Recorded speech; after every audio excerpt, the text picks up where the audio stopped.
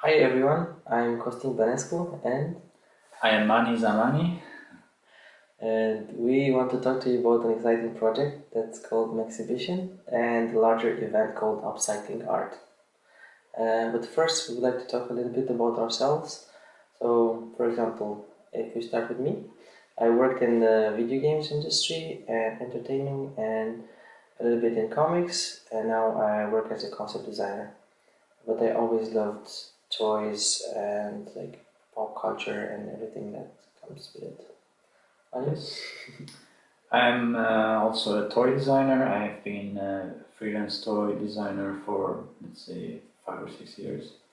And I'm also an artist who loves doing small sculptures and with mixed medias and 3D printing and all this cool stuff. And I'm doing it for quite a long time.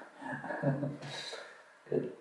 So this project is something we've been talking about doing for quite a while now. Yes, it was a big dream of us, at least for me, for many years, and I was very happy to see also Costin was really keen to do this project.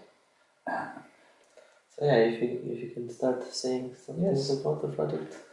So this project actually it aims to showcase the talents of many artists that is existing within Vejle and around.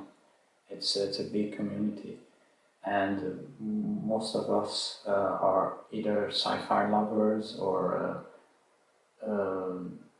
are more like artists that are interested on this way of creating art using recycled materials or upcycling. So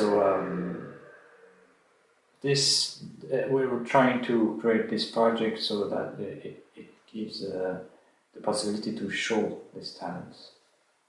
Yeah, basically it would be a platform to help people show their skills and what they can create.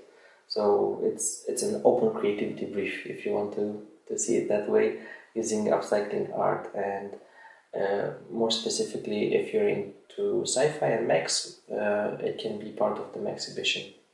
But when we say upcycling and kit bashing, this is kind of what we mean. For example, you can start with a sculpt and maybe you can cast it in resin or something else and use some electronics, some disassembled components from different things, and then bring it to something more like this. But that it's not the only way to do it. It's just like one example. Like you can even use textiles like imitation fur to do crazy stuff. You can kit bash already existing toys with like ready-made Exactly, objects. like you can use buy very cheap kit models from second-hand shops or any toy shops, and just use your imagination and mix them with materials that you find in recycle bins or like in shops or Yeah.